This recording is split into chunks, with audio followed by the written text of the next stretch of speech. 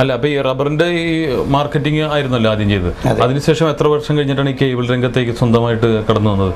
അങ്ങനെയല്ല, ഇത് രണ്ടും തുടങ്ങുന്ന ഒരേ സമയത്താണ്. ഒരേ സമയത്ത് തന്നെയാണ്. ഈ കേബിൾ എന്ന് പറയുന്നതും അതിൻ്റെ ഇത് കണ്ടാലറിയാം, ഇതിൻ്റെ ഔട്ടർ എന്ന് പറയുന്നത് മേജറായിട്ടുള്ള പോർഷനല്ല, ഇതിൻ്റെ റബ്ബറാണ്.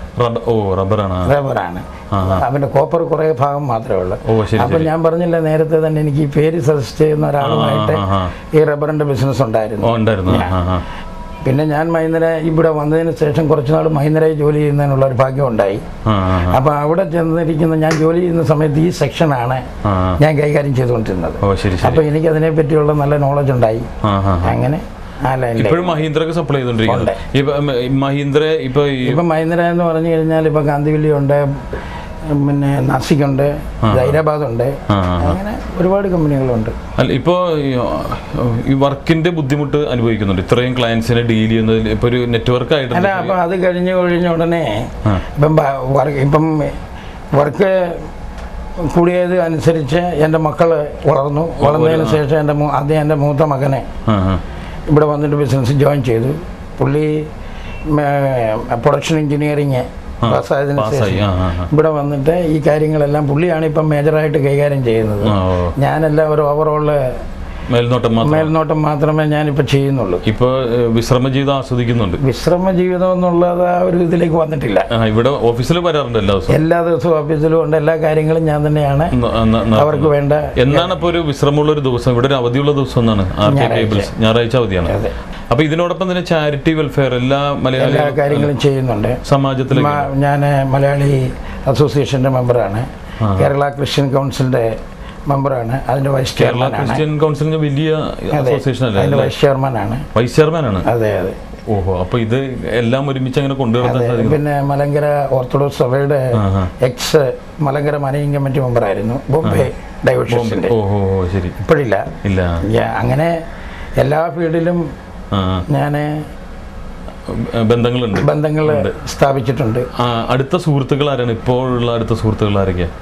അങ്ങനെ അടുത്തെന്ന് പറഞ്ഞ ഒരു സുഹൃത്ത് ഞാനേ ഇല്ല. എല്ലാവരും സുഹൃത്തുക്കളാണ്.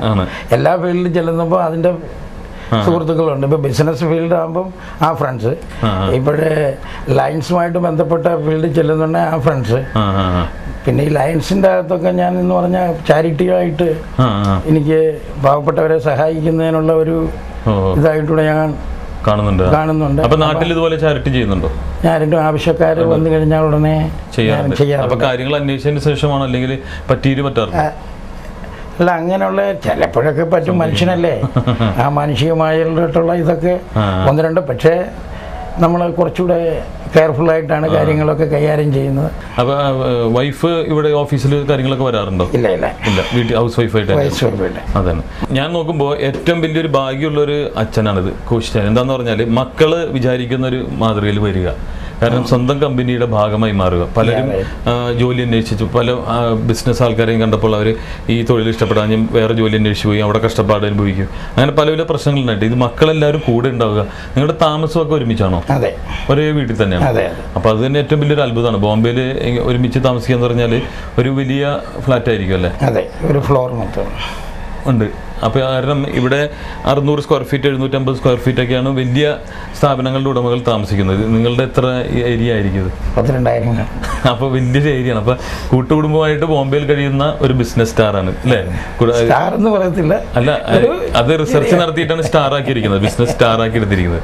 കാരണം ഇതിനെക്കുറിച്ച് വളരെയധികം പഠിച്ച് എന്താണ് കോശിച്ചാൻ, എത്ര വർഷമായി എന്നൊക്കെ ഇതിൻ്റെ പിന്നണിയുള്ളവർ പഠിച്ചിട്ടാണ് എന്നെ ഏൽപ്പിച്ചിരിക്കുന്നത് ഇൻ്റർവ്യൂ ചെയ്യുന്നതിന് വേണ്ടി.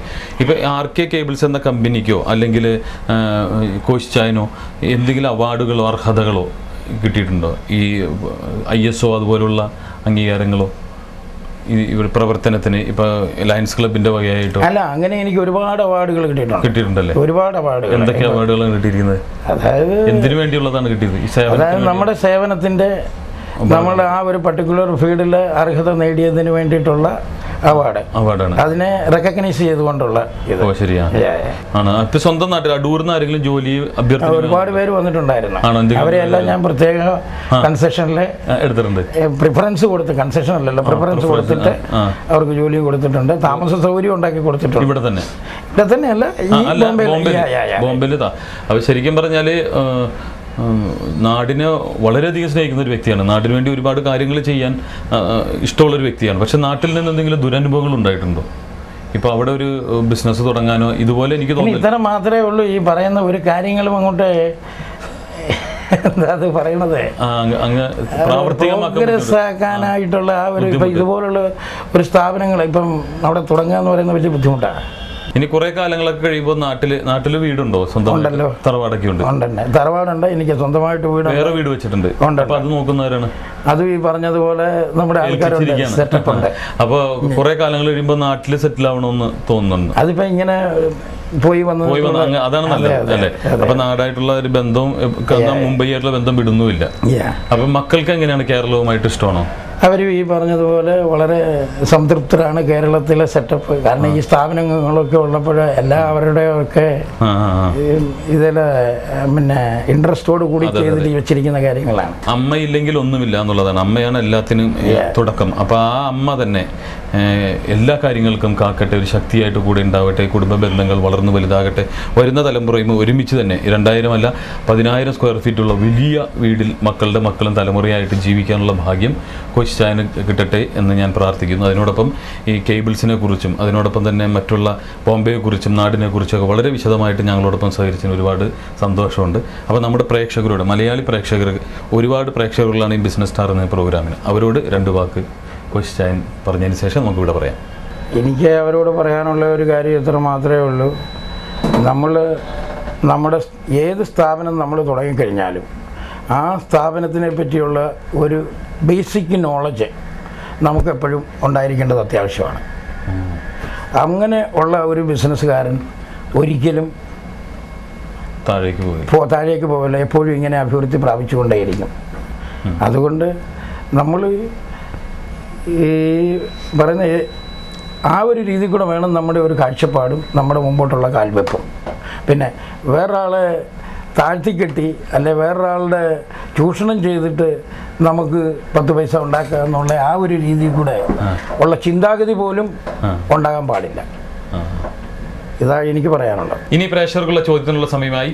ഇന്ത്യയിൽ ഏറ്റവും കൂടുതൽ മഴ ലഭിക്കുന്ന സ്ഥലം ഏതാണ്? ചോദ്യം ഒരിക്കൽ കൂടി ഞാൻ ആവർത്തിക്കുകയാണ്.